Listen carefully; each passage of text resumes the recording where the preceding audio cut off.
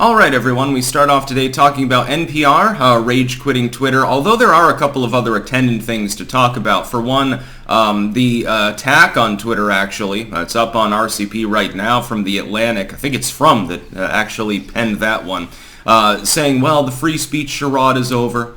Twitter's no longer a space for actual free speech because of the throttling of Substack articles for a couple of days. I would remind everyone that The Atlantic and other neoliberal garbage outlets were attacking Substack for several years because it's not censored. Like, it's not like a blogger or something, and it's gaining more function. I've got over 7,000 people tuned into my Substack page, which probably I should post more often on, actually. It's a pretty good site. It was worrisome, but then Musk came out after Taibbi himself, who works directly with Musk on the Twitter files, queried this. Musk came out and said, well, it was because our algorithms were effectively being robbed by Substack, and so we put the kibosh to that, but it stopped, so now you can actually interact with posts from Substack again. While I chuff at it slightly, it was reversed in the end for whatever reason. I'm sure it had nothing to do with public discourse about it. And so all is well. Musk has done a generally good job with regards to Twitter. I don't agree with all of his decisions. For instance, as of I think April 20th, only Twitter Blue, so people like me who paid for the blue check mark, making it actually legitimate for the first time in Twitter's history, will be the only ones that can actually interact with polls. I oppose this. I think that a person posting a poll should be able to decide whether it's going to be for everyone, for just Twitter Blue, or maybe just for followers or something. Give us options. That would be a great mechanic. You could poll your audience. You could poll people, specifically core Twitter users, or you could poll everyone, and you're like, well, I don't care if somebody bots this poll, basically, would be what you're indicating. That's fine. Generally speaking, Musk has done a good job. As far as the legacy media side of things go, Musk has absolutely ripped them a new asshole, and I appreciate that greatly. As a long-term non-fan of the corporate media, having helped coin the term legacy media, although I did not invent it, I simply made it mimetic. Of course, I heard it first from Greg Hunter, who seems to have gotten it first from a 1998 article with regards to newsprint and cable TV not getting in on the .com thing early enough and really handicapping themselves. That turned out to be true. That an article from 1998 was awfully goddamn prescient. Half of these groups now basically are shells of their former selves, and especially the newsprint ones. Just look at all the layoffs of the missing link media too. They've been hemorrhaging support now for a half a decade as well. NPR has rage quit Twitter. Now they put out a thing saying, well, Elon Musk labeled us as state-affiliated media, and now I think they switched it to partially state-funded media, which is just as accurate. I would point out that NPR rage quitting Twitter because they have a little label below their username pointing out the fact that yes, indeed, U.S. taxpayer money does go to NPR, although it's not their only income. It's sort of like PBS or some of these others. It's partially funded by taxpayers. Ergo, it's partially government funded. It's government affiliated in the sense that, hey, while we have editorial independence, while we have the ability to conduct our own journalism, we know who is feeding us. It's sort of like being a well-trained animal. You know that you are capable of going around and doing what you want, but you also know what your master likes and does not like. He does not like it when you poop on the floor. He does not like it when you shred the upholstery. He gets mad when you shred the upholstery, and maybe you get a timeout, a doggy or a kitty timeout. I would try that with these cats, but it wouldn't fucking work. There's no recourse for Yana's particular piss-driven behavior, so to speak. NPR rage quitting because of accuracy on Twitter. They wanted to be held to a different standard. And the U.S. legacy media is good at this. They have no problem with it when you label Russia Today state-sponsored media, which it is. They take money directly from the Kremlin. They have no problem with that. BBC has a problem with it because they've been treated with kid gloves by big tech for some time. And now NPR has taken it to the next level. BBC got hot under the collar and complained about it.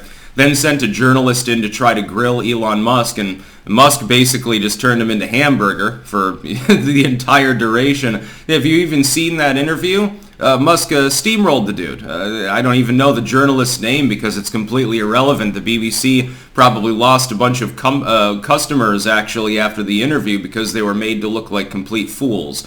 Now NPR has decided we're not even going to post on Twitter anymore. And now I give the over and under.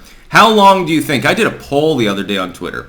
How many days or weeks do you believe it will be before they go ABC News mode? Because ABC News lasted, I think, 72 hours when they left Twitter. They said, well, on further consideration, because of all of the hate speech on this site, we're not going to be posting here anymore. We cannot abide by this. I think it's right in the wake of Trump actually being reactivated on the site. Well, this site is going to hell. We're not going to use Twitter anymore. Then they realized, I think, that a considerable amount of reach for their articles comes from Twitter.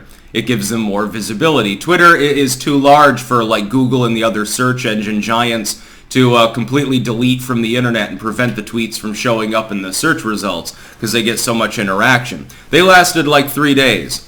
I think NPR will do a little bit better. I think they might last a couple of weeks. But they will be back on Twitter. That is a guarantee. They're shareholders, effectively, even though they're partially publicly funded, at the end of the day will balk at the concept of leaving a platform with a considerable audience and a high engagement, at this point higher than it was before Elon Musk, I think, took over. They're going to chuff at that a little bit. Hey, you're artificially handicapping yourself compared to the entire rest of the legacy media. What gives? Ultimately, the only thing that's going to work in this sort of vein would be if the whole legacy media decided to leave at once. But that would require them to delete their accounts, actually do a full rage quit, not just say that they're going to stop posting and go dormant, but actually leave. That would actually do something. Mainly, it would mean independent journalism would take a hold on Twitter. And I don't think Elon Musk, by the way, minds the concept. If you are going to compete with Substack, by the way, I guess that's the way to do it. They're apparently intending to roll Twitter and its functions, while it will remain semi-separate, up into a sort of everything app, as Elon Musk terms it. It sounds a little bit like the concept of Meta, but considerably less problematic. Of course, when the main holding that you have is Facebook, which is dying, and then Instagram, which is literally just people fucking posting pictures of their vacation or their crotch or something. That's not a major thing. You try to throw in VR, there's a few people that use it. Ultimately, at the end of the day, it's basically like a warped version of Second Life and lasted half as long. Twitter may actually be able to pull it off. Elon Musk, by the way, as the richest or second richest person in the world, has the unique qualifications, I think, at this particular point in time. He's sort of riding the wave of, arguably, the new tech ethos, if not new tech itself. I think he's the one that can actually pull it off. Yes, jettisoning the legacy media, ridiculing them endlessly, ratioing everything they post is a good idea. What should happen is that more people need to get active on the legacy media posts, ironically, themselves, to shove their shit in. They need to organize both on and off site to ridicule them into irrelevance. Community notes is helpful. You should see the number of community notes, by the way, posted on legacy media posts. I get to see them. Not all of you do, because not all of you have Twitter Blue and an account in good standing, and I think there's like a half a dozen different things you have to do to be on community notes. I get to see all of those notes, although belatedly. I can tell you a good half of them have to do with misleading legacy media headlines or missing link media like Vox or Salon or Breitbart or something like that. Very interesting. So I'm glad to see NPR gone. Bye-bye. Don't let the door hit you on the way out. And they'll complain probably. They'll have a stink piece about how Twitter is killing journalism. When's the last time you did journalism, you stupid fucks? You don't do journalism at this point. It's partially state propaganda. The rest of it is leftoid pedestrian talking points. Well, if somebody wants that, they're not going to get it from NPR. They're too busy going to Huffington Post or Vox or something like that, some missing link media outlet. They don't want the partially Biden-funded NPR. I don't know what they hope to accomplish here other than lowering their own audience reach, but good on them. When you shove out of the way, it gives us a little bit more breathing room. Those of us who do actual journalism and care about the accuracy of what we say and at least try. There are times that we're wrong, but we're not doing it on purpose to be a bunch of shitfucks like the people at NPR are. There's a big friggin' difference between the two. That's about all. Peace out.